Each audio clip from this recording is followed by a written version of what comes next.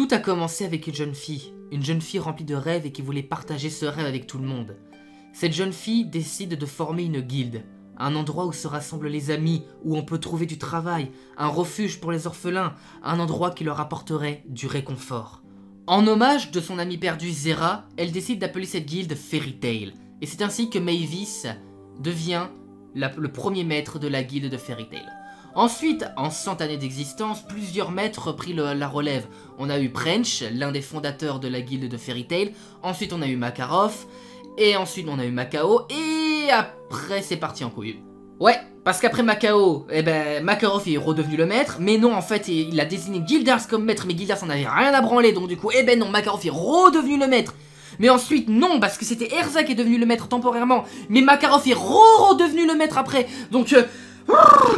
il y a trop de maîtres, il y a beaucoup trop de maîtres. Quoi qu'il en soit, Makarov il a pas bougé de son statut. Lui qui désirait une bonne retraite et bien méritée, et moi je dis un bon trépas bien mérité, mais bon soit je suis pas Mashima. On n'a jamais eu de nouveau maître à part Makarov, donc Makarov sera l'éternel maître de Fairy Tail, celui qui enterrera tout le monde. Non. En vrai, Makarov sera bien obligé de mourir à un moment donné dans sa vie, à moins que ce soit vraiment l'immortel du manga. Mais après ça, qui pourrait prendre la relève de Fairy Tail? Qui pourrait devenir le maître de Fairy Tail? Alors déjà, en ce qui concerne l'équipe principale de Fairy Tail, c'est mort. Nasu est trop immature, Wendy est trop jeune, Lucy, elle a pas que ça à branler, Gray, il doit s'occuper de Juvia, hein, Juvia en priorité. Voilà, donc, et Erza, elle est pas faite pour être chef de la guilde, donc... qui pourrait prendre la relève? On pourrait penser à Luxus, parce que voilà, Luxus c'est un peu le personnage, le petit-fils de Makarov, donc en toute logique, ce serait lui qui devrait reprendre la relève.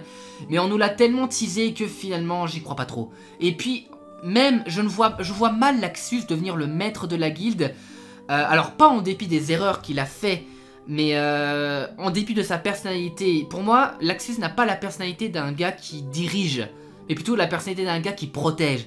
Pour moi, Luxus est le bouclier de Fairy Tail, celui qui se prend les coups et qui défend la guilde. Alors normalement, le maître est censé être le bouclier, mais le maître est surtout censé être celui qui dirige. Luxus, lui, ne sait absolument pas diriger un groupe. En revanche, bon, tu l'as vu dans le titre de la vidéo, hein, tu sais déjà de qui je vais parler, Mira Jane. Mira Jane est pour moi le meilleur personnage qui pourrait devenir le prochain maître de la guilde de Fairy Tail. Elle est adorable, elle est gentille, en fait... Parmi tous les membres de Fairy Tail, elle a le cœur qui se rapproche le plus de Mavis. Alors bien qu'à l'époque c'était un peu un enfant, un gosse, un problème, qui se fightait contre Erza, qui cherchait la merde et tout, mais Mira Jane a radicalement changé. Et puis même, elle est faite pour ce job. Parce que je sais pas si vous l'avez remarqué, mais que ce soit dans les épisodes ou même dans le manga, quand Makarov prend des décisions, ou encore quand Makarov fait un discours, eh bien on voit toujours Mira Jane derrière lui. En gros, Mira Jane, c'est un peu la secrétaire, entre grands guillemets, de Makarov, si tu vois ce que je veux dire. Et Mira Jane, elle est même là, parfois, derrière Makarov, quand Makarov fait un peu le con en tant que maître, bah Mira Jane est toujours là pour le recadrer, si tu vois ce que je veux dire. Mira Jane, elle a l'autorité, elle a le cœur, elle a la gentillesse, et surtout, elle a la puissance. Parce qu'il faut pas oublier que Mira Jane, c'est quand même l'une des meufs les plus balèzes de Fairy Tail. La deuxième meuf la plus balèze, en comptant Erza, si tu vois ce que je veux dire. Donc, ok, Luxus a un grand bouclier, mais Mira Jane, elle défonce des mères, Mira Jane, hein.